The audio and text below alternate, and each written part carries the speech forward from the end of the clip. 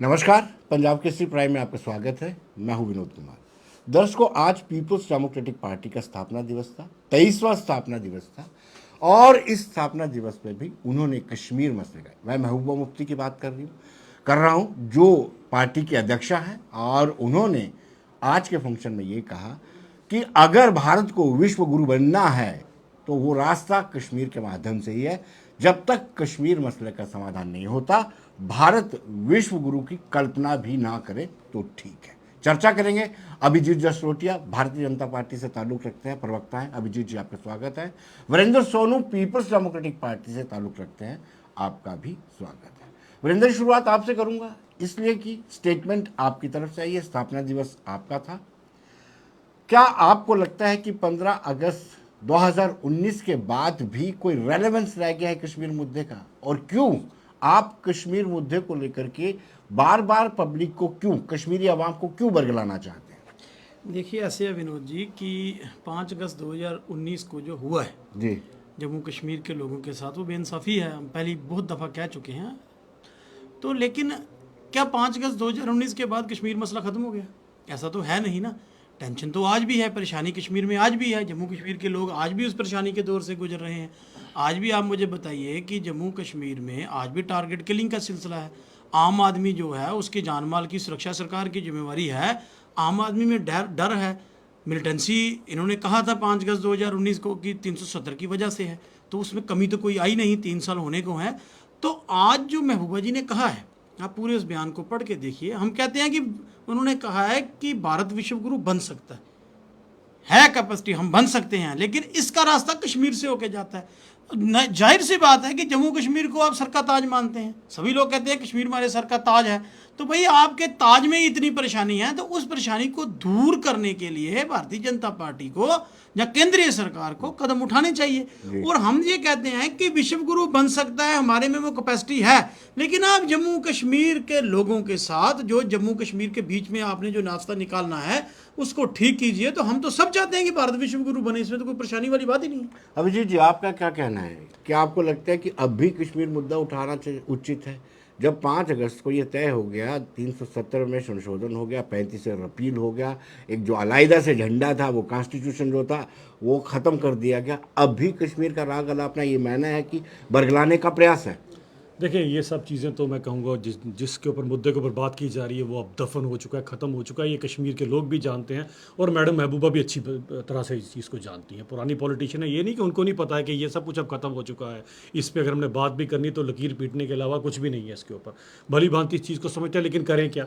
इतने सालों की, आज 23 साल पुरानी पार्टी होगी, 23 साल के बाद भी इनके पास सिवाय 370 की और कोई बात नहीं है, कोई इतनी बड़ी अचीवमेंट नहीं है जो लोगों को बता सके, लोगों के बीच में जिसको लेकर जा सके। लेकिन एक बात आज बहुत भली कही मैडम महबूबा मुफ्ती ने, और मैं इसके लिए ज़रूर उनकी एक बात से जो है मानता भी उस बात को। उन्होंने जो बात कही ना कि जो भारत के विश्व गुरु बनने का रास्ता कश्मीर से होकर जाता है, बिल्कुल सही, कश्मीर से होकर जाता है। और ये कश्मीर से होकर सीधा पीओजेके से निकलता है। और जब पीओजेके भारत का अंग बन जाएगा, जब ये तिरंगा पीओजेके में भी लहराएगा, तो वाकई ही में वो विश्व गुरु बनने का रास्ता खुल जाएगा। और वही पुराना रूट जो हुआ करता था, हमें यहाँ से एशिया को यूरोप से जोड़ेगा। और भारत की वही बात जो है, वो चाइना का सारा जो रूट हुआ करता था, सिल्क रूट, उसको फॉलो करते हुए भारत विश्व गुरु बनेगा।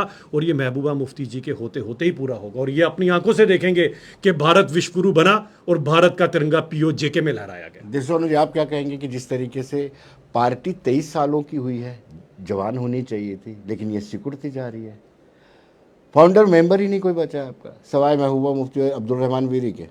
नहीं, अभी भी बहुत सारे सीनियर लोग हैं। वीरी साहब हैं, लोन साहब हैं, और बहुत सारे लोग हैं, मदनी साहब हैं। लेकिन एक बात मैं आपसे बताऊं कि 23 साल की आज हमारी पार्टी हुई है जी, तो 2 बार हमने जम्मू कश्मीर पे सत्ता हासिल की है और 2 बार हमने सरकार बनाई है। जहाँ 3 साल, मुझे बताइए कोई एक भी ऐसी एग्जाम्पल कि कोई पार्टी बनी हो और 3 साल के बाद उस पार्टी का चीफ मिनिस्टर बना हो, उस पार्टी ने सरकार बनाई हो। ये तो पीपल्स डेमोक्रेटिक पार्टी की पॉलिसी थी, या मुफ्ती साहब की क़यादत थी, कि आज हम ये गर्व के साथ कह सकते हैं कि इन 23 सालों में हमने जम्मू कश्मीर में 2 बार सरकार बनाई है और 1 बार मेन अपोजिशन पार्टी हम रहे हैं। और जो हमारे 2002 से लेके 2005 तक जो मुफ्ती साहब की गवर्नमेंट थी, जो हमारी वो उस 3 साल में जो काम हुआ है, वो आज भी जम्मू कश्मीर को उस 3 साल को गोल्डन पीरियड के साथ लोग कहते हैं कि वाकया की अगर किसी कहीं सरकार नजर आई थी तो वो थी।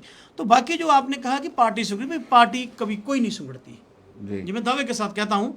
लीडर कोई जा सकता है, पार्टियों से लीडर चले जाते हैं। अब आप मुझे बताइए कि जितनी पॉलिटिकल पार्टियां जम्मू कश्मीर में हैं, उन्होंने तो सब पीडीपी के लीडरों को चुरा के पार्टियां बनाई है ना। एक पार्टी का तो काम ही इसी पे लगा था कि पीडीपी के लोग उठाने हैं तो पार्टी बनानी है। नाम ले लीजिए ना, नहीं वो सब दुनिया, वो बीजेपी की बी टीम, बीजेपी ने तो बी टीम में खड़ी की है। बीजेपी का तो काम है 3 साल पिछले यही रहा, अपने टूल जो उनके थे, ईडी कह लीजिए, सीबीआई, जो भी तरीका था उनके पास कि पीडीपी को बुलडोज करना है, इनके लोगों को। लेकिन मैं एक बात आपके माध्यम से ये कहना चाहता हूँ कि पार्टी का कैडर आज भी वहाँ है। वो आज आपने देख लिया होगा कि हर डिस्ट्रिक्ट हेडक्वार्टर में, कश्मीर में कहे, जम्मू में कहे, बारिश के बावजूद, मौसम खराब के बावजूद आपने देख लीजिए कि लोगों का जनसमूह आया जो पार्टी के साथ है। भाई मैं पहले भी कहता था एमएलए जी, आपके पास सिवाय स्वर्गीय मुफ्ती मोहम्मद सईद के 3 सालों के कार्यकाल के अलावा कुछ कहने को है आपके पास? सिवाय अब 370 है, कश्मीर है आपके पास जो खत्म हो चुका है, जैसे इन्होंने कहा है। देखिए ऐसे है कि 2002 वाली सरकार तो है ही है ना, उसकी तो पॉलिसी आई है। आप 2014 में आई है जब मुफ्ती साहब चीफ मिनिस्टर बने हैं दोबारा भारतीय जनता पार्टी के साथ, तो उनको 10-11 महीने का काम करने का मौका मिला। उसके बाद महबूबा जी चीफ मिनिस्टर बनी है, बहुत सारे उन्होंने काम जम्मू कश्मीर के लिए किए। मैं आपको भी 2-4 तो मैं भी गिना देता हूँ। सबसे पहले कि मैं आपको बताऊं कि ये महबूबा मुफ्ती जी थी ना, जो लेडी चीफ मिनिस्टर पहली जम्मू कश्मीर की बनी, और उनके टाइम पे जो भी उन्होंने एक कानून बनाया कि लेडी कोई भी प्रॉपर्टी खरीदेगी तो उसके ऊपर स्टैंप ड्यूटी माफ होगी। उससे बहुत सारे लोगों को, बहुत सारी जो औरतें थी जो जिनको कि ये समझा भी नहीं जाता था भी इनके नाम से हमने कोई प्रॉपर्टी लेनी है। ये एक औरतों के लिए बहुत बड़ी स्कीम है। औरतों की बात करते हैं, जो लड़की बाहर शादी करते थे उनके राइट्स आपने खा लिए, और पाकिस्तान से आने वाली मुशाल जैसे लोगों को राइट्स दे दिया स्टेट सब्जेक्ट। आप वो बात नहीं करेंगे? मैं करूं, उसी पे जवाब ले लीजिए। आप मुझे बताइए कि जो 370 या 35 था, ये पीडीपी ने तो नहीं बनाया था ना, जब पीडीपी उस वक्त सरकार में थी, जब मुफ्ती साहब ने कहीं साइन किया था। ये तो इंडियन कॉन्स्टिट्यूशन ने हमें दिया था, with in the constitution of India हमें मिला था। इसका मतलब है कि जो उस वक्त लोग बना रहे थे, फिर आप उनको गलत कहते हैं। आज भी आप उनको गलत कहते हैं, तो फिर उनकी बनाई चीजों पे आप लोग हुकूमत करते हो। मैं आज ये कहना चाहता हूं कि ये इतिहास पढ़ के देखिए, 370 हमें दिया किसने, 35 से हमें दिया किसने? अगर हम कहीं बाहर से तो उठा के लाए नहीं, with in the constitution of India हमें मिला। ले भी लिया ना अभी जी, तो उसका फैसला सुप्रीम कोर्ट करेगी। हमें सुप्रीम कोर्ट में पूरा विश्वास है, फैसला होगा उसका। ये अभी भी राग अलाप रहे हैं 370 करो, अभी उनको भरोसा है कि सुप्रीम कोर्ट इनके फेवर में डिसीजन देगी। चलें, वो तो ख्वाब कोई भी देख सकता है, फिर वो चाहे उसके ऊपर हमारा ख्वाबों पे तो कंट्रोल नहीं है। तो चले, वो तो माननीय सुप्रीम कोर्ट ने डिसाइड करना है क्या है क्या नहीं। और रही बात जो उन्होंने कहा, जिन लोगों ने दिया उन्होंने भी सबसे बड़ी बेवकूफ़ी की थी। हम भली भांति उस इतिहास को भी जानते हैं, जब एक अपॉर्चुनिस्टिक पॉलिटिक्स करते हुए उस समय नेहरू जी ने बिना किसी सलाह मशवरे, बिना किसी चीज़ के यहाँ पर शेख अब्दुल्ला को खुश करने के लिए हमारे ऊपर जबरन ये 370 जैसा जो ड्रैकोनियन एक्ट लगा दिया था, और जिसका खमियाजा हमने 60-70 साल भुगता है। अगर हम लोग पिछड़े रहे तो सिर्फ इसके कारण ही पिछड़े रहे। अगर यहाँ पर लाखों करोड़ों रुपए आज से पहले भी आया था और आज तक ज़मीनी स्तर पर नहीं लगा, वो इसलिए नहीं लगा क्योंकि 370 की आड़ में एक अकाउंटेबिलिटी नहीं थी, जिसके कारण केवल यही जो चंद नेता, कांग्रेस, नेशनल कॉन्फ्रेंस और बाकी पार्टियों के नेता अपनी जेबें भरते रहे। तो 370 के क्या फ़ायदे थे, क्या नुकसान से, वो कई बार हम आपके चैनल्स पर भी हम जो है इस पर बहस कर चुके हैं। लेकिन अब इसके ऊपर बात करने की कोई ज़रूरत नहीं, क्योंकि जो चीज़ खत्म हो गई, मर गई, दफन हो गई, उस पर चले नहीं माने। मैंने कहा ना, इनके पास सिवाय उसके तो और कोई बात है नहीं करने के लिए, तो उसी के ऊपर ही राग लेपे। कुछ ना कुछ तो लोगों के बीच में जाके बात करनी है ना। ऐसी कोई बड़ी अचीवमेंट होती या कुछ और होती तो जरूर लोगों को बताते। एक चीज जो मैं खासकर आज पंजाब केसरी के चैनल के थ्रू बताना चाहूंगा, जो आज महबूबा मुफ्ती ने एक कटाक्ष करते हुए अपनी तकरीर में एक बात उन्होंने कही कि ये जो पाकिस्तान के साथ हमारी लड़ाई है, ये जम्मू कश्मीर में ही क्यों है। हमारे पाकिस्तान के साथ तो पंजाब का बॉर्डर भी लगता है, पाकिस्तान के साथ राजस्थान का बॉर्डर भी लगता है, गुजरात का बॉर्डर भी लगता है, वहां तो बड़ा अमन है, यहां पर क्यों है। तो मैडम महबूबा मुफ्ती को मैं बताना चाहता हूं, दिक्कत यह है कि राजस्थान, पंजाब हो गया या हो गया गुजरात, वहाँ पर कोई भी ऐसी काली भेड़ नहीं है जो यहाँ वहाँ पर पाकिस्तान का राग लापते हो। या ऐसी काली भेड़ें सिर्फ और सिर्फ जम्मू कश्मीर में। इसी कारण पाकिस्तान दुस्साहस करता है यहाँ पर। वहाँ के लोग जो हैं वो 101% प्योर पैट्रियोटिक इंडियन है। इसके कारण पाकिस्तान कभी सोच भी नहीं सकता उनकी तरफ आंख उड़ा के देखने का। लेकिन करे क्या, हमारे अपने ही घर में कई ऐसे लीडर, कई ऐसे लोग हैं, कई ऐसी काली भेड़ें हैं जो भारत की अखंडता के ऊपर एक काला धब्बा है। इसके कारण मैडम महबूबा मुफ्ती साहिबा यहाँ पर पाकिस्तान दुस्साहस करता करता है। अगर आप लोग भी राजस्थान, पंजाब और गुजरात के लोगों के साथ ही हिंदुस्तान के साथ और भारत माता की जय करते हुए सुर में सुर मिलाओगे तो पाकिस्तान जैसा मुल्क जिसपे FATF की सैंक्शन लगी हुई है, जो कटोरा लेकर भीख मांग रहा है लोगों का, उसका हिम्मत नहीं है कि हमारे हिंदुस्तान के आगे खड़ा हो सके। लेकिन हम क्या करें, हमारा अपना ही घर पक्का नहीं है, यहां पर हमारे घर के ही लोग हैं, घर के भेदी लंका ढा रहे हैं, इसी कारण यह दुस्साहस यहां पर किया जा रहा है। लेकिन बहुत जल्दी इन लोगों का इलाज हो चुका है, 99% हो चुका है, और 1% जो पीछे रह गया है वो भी हो जाएगा। वीरेंद्र जी, आप क्या कहेंगे काली भेड़, मतलब जो तिरंगा उठाते हैं फिर तिरंगे पर कंधे वाली बात भी करते हैं, लेकिन उनको भी काली भेड़ बोला?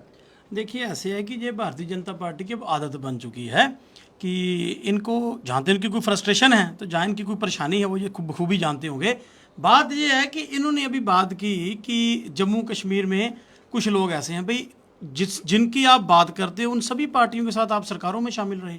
आपने नेशनल कॉन्फ्रेंस के साथ सरकार बनाई, आपने PDP के साथ सरकार बनाई, अब कोई बात नहीं, अब आप और भी बहुत सारे लोग भी। आप मुझे बताइए, ये देशभक्ति की बात करते हैं तो इनके जो अलायंस पार्टनर हैं उनके बारे में ज़रा ये बताएं कि जिनको ये कश्मीर में इन्होंने बी टीम जो खड़ी की हैं, सजाद लोन साहब के बारे में कभी ये खुल के बात करें ना कि उनका एजेंडा क्या था, जो उनकी पार्टी का एजेंडा क्या था। आज तो उनके साथ हैं। मैं ये इनसे पूछना चाहता हूँ दो चीज़ें इन्होंने बात की यहाँ, भाई रेस्ट ऑफ द कंट्री कोई परेशानी नहीं है, जम्मू कश्मीर में परेशानी है तो आम लोगों को परेशानी है। जब आम आदमी वहां पे परेशान है वो करे क्या, वो जाए कहाँ, उसकी बात कोई सुन तो रहा नहीं है। दूसरा इन्होंने कहा जी पाकिस्तान भी, पाकिस्तान के साथ बात तो आप लोगों ने हमेशा की। अटल बिहारी वाजपेयी साहब बस लेके चले गए लाहौर, नरेंद्र मोदी साहब जब प्राइम मिनिस्टर बने तो उन्होंने कहा मेरा 56 इंच का सीना है, एक के बदले 10 सर लाऊंगा, तो वो जहाज से ही वीज़ा लेके हवा में ही तो नवाज शरीफ साहब की बर्थडे पार्टी पे चले गए केक काटने के लिए जब बने। भाई बातें तो आप करते हो, ये कत्ल भी करें तो चर्चा नहीं होता, हम आप भी बने तो हो जाते हैं बदनाम। मैं एक और बात कहना चाहता हूं कि पाकिस्तान के साथ हमने ये हमेशा कहा कि बात करो, हमने ये नहीं कहा कि आप हमारी जमीन उसको दे दो जहां हमको उनके साथ। हम कहते हैं कि जब कठुआ से लेके कुपवाड़ा तक हमारा एक बहुत बड़ा बॉर्डर है जो पाकिस्तान के साथ लगता है, जब दोनों मुल्कों में रिश्ते खराब होते हैं, गोलाबारी होती है, तो बॉर्डर पे रहने वाले लोगों की जान माल का नुकसान होता है, उनको घर छोड़ के आना पड़ता है। आज भी तो DUMO लेवल पे आपने बात की है, पाकिस्तान के साथ बॉर्डर शांत है, हम अप्रिशिएट करते हैं अगर बात चल रही है। आज भी तो आप बात ही कर रहे हो ना, अगर आप बात करते हो पाकिस्तान के साथ तो वो ठीक।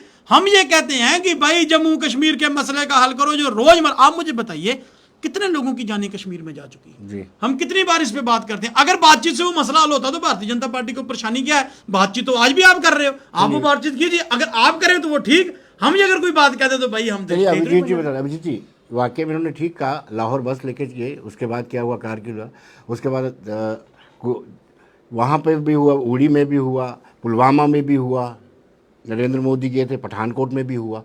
आप जाते हैं तो उचित है, अगर ये बात करते हैं कि पड़ोसी मुल्कों से बातचीत करनी हो तो अनुचित क्यों हो जाता है, क्यों हो जाता है, आपको ऐसा क्यों लगता है? देखिए, सबसे पहली बात ये आती है कि जहाँ पर आपने शुरू से ही जो बातें की कि क्यों किन किन के साथ हमारी जहाँ पर सरकारें रही, चाहे NC के साथ रही, इनके साथ रही, तो एक एक मौका देना सबको बनता है। उनको भी मौका दिया गया, इनको भी मौका दिया गया। अब यही अगर हमारे भारत माता के देश के झंडे को ही कांधा देने की बात करें तो ना तो ऐसी पार्टी चाहिए, ना ऐसे पार्टी का साथ चाहिए, हम अकेले ही सक्षम है ये सब कुछ करने के लिए। रही बात मोदी जी के 56 इंच के सीने की, सबको भली भांति पता है वो पुराना टाइम चला गया जब कभी भी पाकिस्तान हमारे को किसी बातों में ले लिया करता था। आज अगर यहाँ पर कोई कुछ करता है तो उड़ी सर्जिकल स्ट्राइक करके हम ही ने दिखाई, बालाकोट में एयर स्ट्राइक घर में घुसकर जो मारा है वो भी हम जानते हैं। और इन्हीं के नेता जो हैं अपनी ही आर्मी के ऊपर, अपनी एयरफोर्स के ऊपर कटाक्ष करते हैं। सोचें ये कैसे हिंदुस्तानी है जो अपनी भारत माता की फौज के ऊपर, अपनी भारत माता के ऊपर ही बात करेंगे। ऐसे लोगों से आप कैसे एक्सपेक्ट कर सकते हैं कि इनकी क्या मंशा है पाकिस्तान से बात करने की? अरे पाकिस्तान की असेंबली में पाकिस्तान से ज्यादा आप लोगों का जिक्र किया जाता है। क्यों जिक्र किया जाता है? क्योंकि उनको पता है ये कमजोर कड़ी है हिंदुस्तान के पास।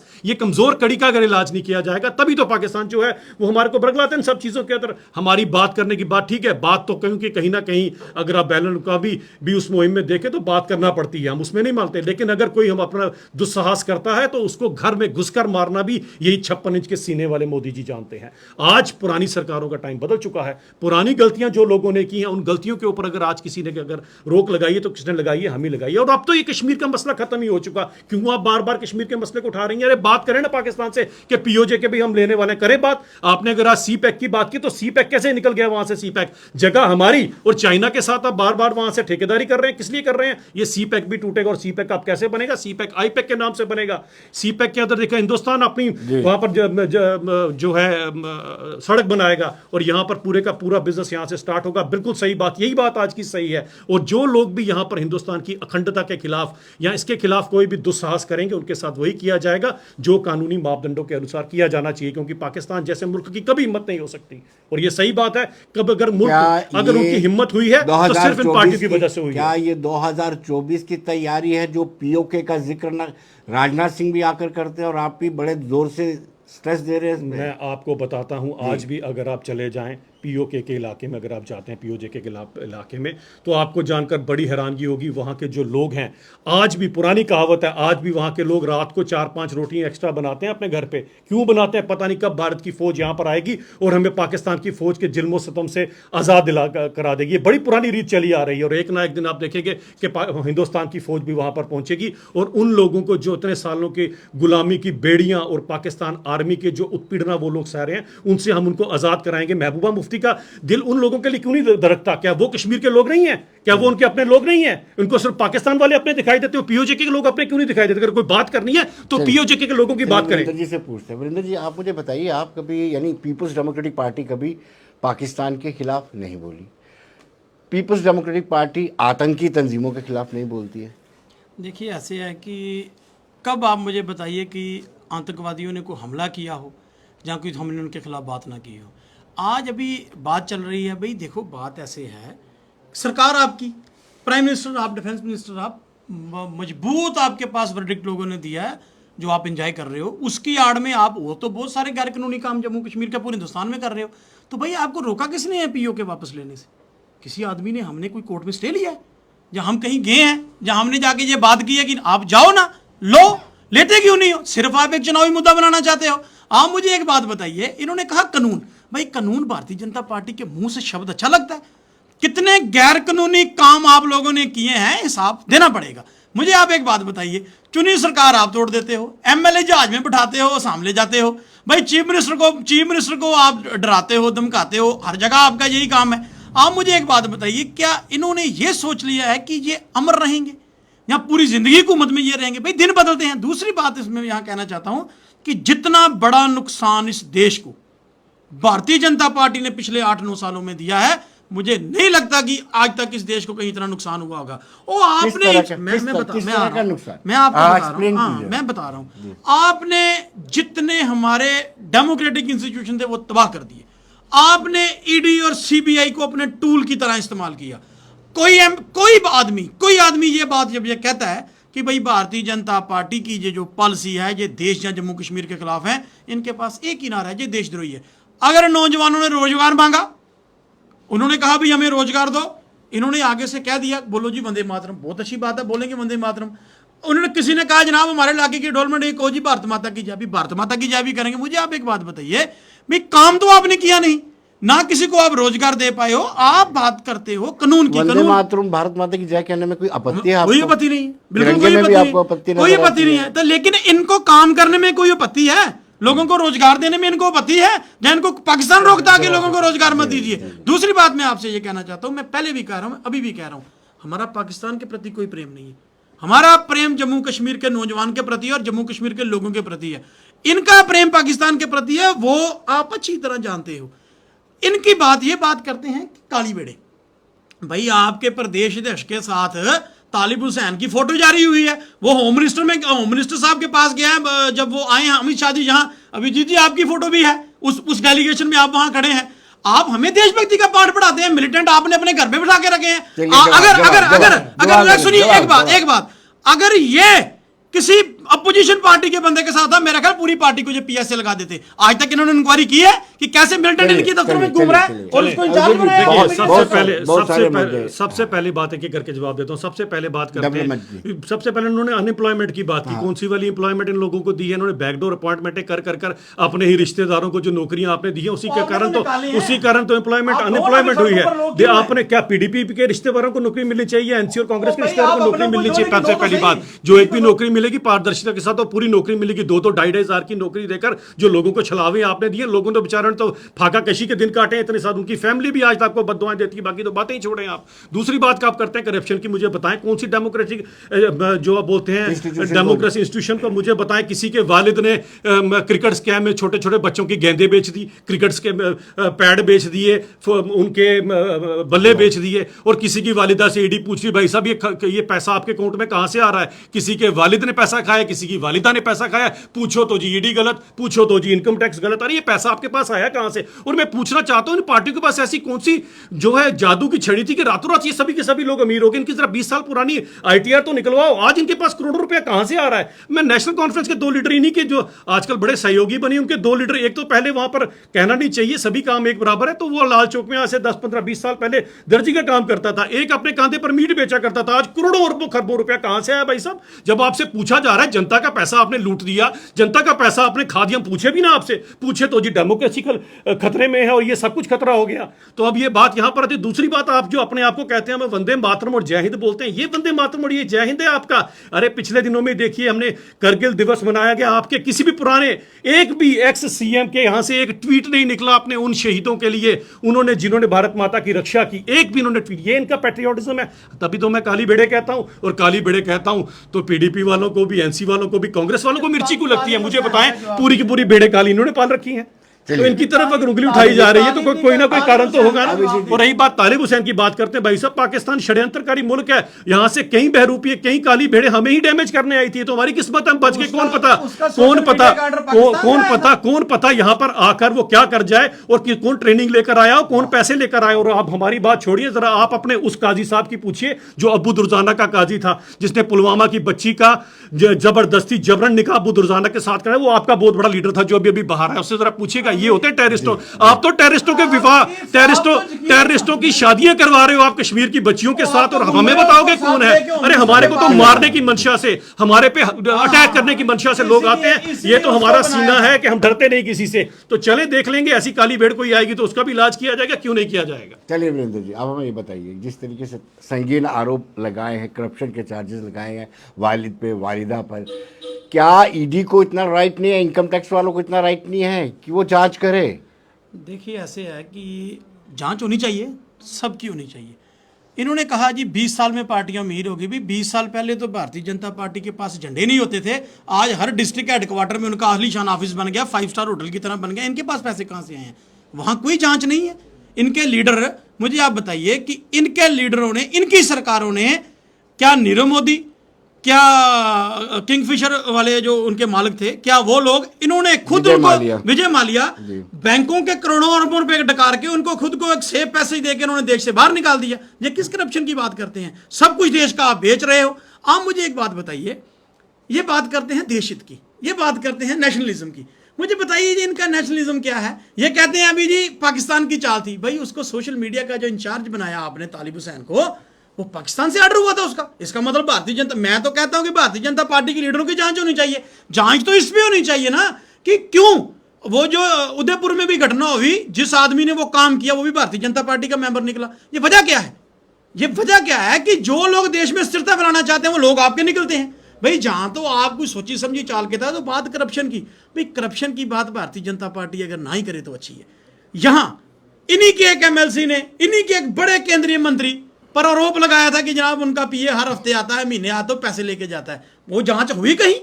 वहां क्यों ईडी चुप करती है, वहां को सीबीआई चुप करती है, वहां को एलजी एडमिनिस्ट्रेशन चुप करती है? वो जांच करते, अगर वो झूठ बोल रहा तो उसके ऊपर कार्रवाई होती, तो जहां जिसने खाए थे उसके ऊपर कार्रवाई। हम इनको मानते हैं नहीं, ये सच्चे हैं, ये तो झूठ की दुकान है। अभिजीत जी, आपसे जानना चाहता हूं, क्या वाकई में आप ऐसी ऑटोमेटिक मशीन है कि आपके साथ जो हाथ मिलाता है वो दूध का धुला हो जाता है? और बहुत सारे लोगों ने इसलिए हाथ मिलाया कि उनको डाउट था कहीं ईडी उनके घर तक या गिरेबान तक ना पहुंचे। देखिए, सबसे सर्वप्रथम बात यह आती है कि भारतीय जनता पार्टी का मूल मंत्र है सर्वप्रथम देश उसके बाद पार्टी और लास्ट में अपना आप आता है।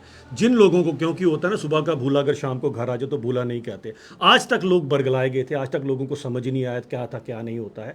आज जब लोगों को पता लग रहा है कि कितनी बड़ी पार्टी, जो इतनी बड़ी पार्टी का इतना बड़ा विश्व की सबसे बड़ी पार्टी है जिसका मूल मंत्र ही विकास का है, ये बातें करते हैं विकास नहीं होती, मुझे पता नहीं लगता। मैं तो बड़ी बार इनको कहता हूं कि आप लोग बेचारे पतझड़ में अंधे हो गए, सावन में अंधे हुए होते तो आपको कुछ और दिखाई देता। इनको डेवलपमेंट भी नहीं दिखती है, पता नहीं कौन सी डेवलपमेंट आप ये ढूंढेंगे। इनके सामने दो एम्स, इनको दो एम्स नहीं दिखाई देंगे। वो मैं आपको लगता है आपका कोई ऑपरेशन भी कराना पड़ना, कोई मायोपिया हाइपरमेट्रोपिया से इनको एम्स नहीं दिखाई देंगे, इनको फ्लाईओवर नहीं दिखाई दे रहे हैं, इनको हर एक जो डिस्ट्रिक्ट के अंदर जो मेडिकल कॉलेज है वो नहीं दिखाई दे रहे, IIT IIM नहीं दिखाई दे रहे। 100 साल से पुराना एयरपोर्ट जो महाराजा साहब के टाइम पे बना था, अब वहां पर नाइट लैंडिंग की फैसिलिटी आई, वो उनको दिखाई दे रही। कश्मीर के अंदर जो कार्गो हैंडलिंग जो एयरपोर्ट की शुरू हुई वो इनको नहीं दिखाई दे रही। अब इनको कैसे दिखाएं? अरे ये अभी मैं थोड़े दिन पहले किसी डिबेट के ऊपर था, उसमें वहां पर एंकर बोल रहा था भाई कि 250 से ज्यादा स्कीमें थी जो 10, 15 और 20 सालों से लटकी रही, आज तक किसी ने पूरी नहीं की, जो पिछले 3-4 सालों में ही कंप्लीट होकर आ गई। हमारे पास कौन सी जादू की छड़ी है? यही तो तरक्की बोलते हैं। अगर तरक्की केवल मुफ्ती परिवार की तरक्की है तो भाई साहब ऐसी तरक्की नहीं चाहिए। कि अगर तरक्की केवल अब्दुल्ला परिवार की तरक्की है तो यह तरक्की नहीं चाहिए। और अगर तरक्की केवल गांधी परिवार की तरक्की है, ऐसी तरक्की आप ही को मुबारक है। 50-60 साल के इसी तरक्की के कारण ही आज भी देश की क्या हालत है। आज भारत सबसे फास्टेस्ट ग्रोइंग इकोनॉमी, और ये क्यों भूल जाते हैं कि 2-3 साल तो बीच में कोरोना के खा गए, उसके बाद भी आज फास्टेस्ट ग्रोइंग इकोनॉमी बन चुके हैं। आज देख लीजिए क्या हालत है, अमेरिका में देख लीजिए महंगाई दर क्या है, हर एक जगह देखिए महंगाई दर क्या है। देश की इन्फ्लेशन रेट सबको पता है, आप कैसे इसको गुमराह करेंगे? नहीं, ये तो सबके सामने है। लगातार महंगाई बढ़ रही है। आप किससे कंपैरिजन करेंगे? कंपैरिजन आप उन्हीं कंट्री से करेंगे, कोई आप यूएसए से कंपैरिजन करेंगे, यूरोपियन कंट्री से कंपैरिजन करेंगे, जब पूरी दुनिया के अंदर ये अर्थव्यवस्था चरमराई हुई है। भारत देश की फिर भी अगर बाकियों से स्टेबल है, इसका मतलब हम तरक्की कर रहे हैं अगर देखा जाए तो। क्योंकि अब तरक्की तो होगी ना, क्योंकि अब किसी का परिवारवाद खत्म हो चुका हुआ है, अब वंशवाद खत्म हो चुका है। अब जो भी है सबका साथ, सबका विकास और सबका विश्वास का नारा चल रहा है। ये इनको नहीं चाहिए, क्योंकि अब बैकडोर अपॉइंटमेंट नहीं हो पा रही, क्योंकि अब अब्बू दुर्जाना को कोई नहीं यहां पर पूछ रहा है, क्योंकि अब किसी की वालिद, किसी का वालिदा कोई पैसा नहीं आज जो है अपनी जेब में डाल सकते हैं, इसीलिए इनको परेशानी हो रही है। परिवारवाद की चर्चा देखिए ऐसे है कि इनकी वर्कशॉप लगती होगी भारतीय जनता पार्टी की सफाई से झूठ बोलने का। आप मुझे बताइए, कहते हैं कि देश तरक्की कर रहा है, ओ भाई आपकी अनएम्प्लॉयमेंट दर 32% को पार कर गई। ये तरक्की करने के लिए भारतीय जनता पार्टी को सरकार दी थी।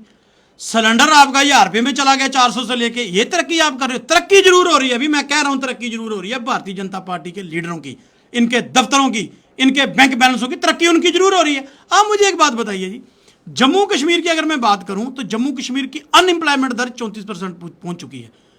5 अगस्त 2019 से लेके आज तक 3 लिस्टें इन्होंने अप्रूव की।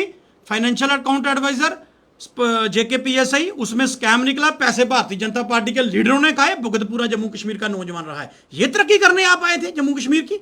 ये तरक्की आप लोग जम्मू कश्मीर हिंदुस्तान की करने? और आप मुझे बताइए, आपको तो नेपाल जैसी कंट्री आंखें दिखा रही है, भुखमरी में आप तो बांग्लादेश के पास पहुंच चुके हो। आज भी आपके पास, आपने देश को जिस जगह पे आप ले चुके हो, आप नौजवानों से एक पोस्ट का 1000 रुपये आप लेते हो इंट्रेंस करने के लिए। 1000 पोस्ट होती है, 1 लाख आदमी उसमें इंट्रेंस के लिए आता है। वो पैसे आप लेते हो, 4 महीने 6 महीने उनको लटकाते हो, 6 महीने बाद लिस्ट कैंसिल कर देते हो। ये कौन सी दंगल आप करा रहे हो जम्मू कश्मीर में? देखें, जो नौकरियां इन लोगों ने दी थी और अपने रिश्तेदारों को दी थी 2,500 रुपए के वेतन के ऊपर, रैबरेज ज़रात, रैबरेज जंगलात सबको दी गई 2,500 रुपए का। धरना लगाएंगे ना? आप लोगों के किए हुए कुकर्म, आपके लोगों के किए हुए पाप हमको धोना पड़ रहे हैं आज आके। आपने लोगों को इंसाफ दिया होता तो हमें नहीं करना पड़ते कुछ भी।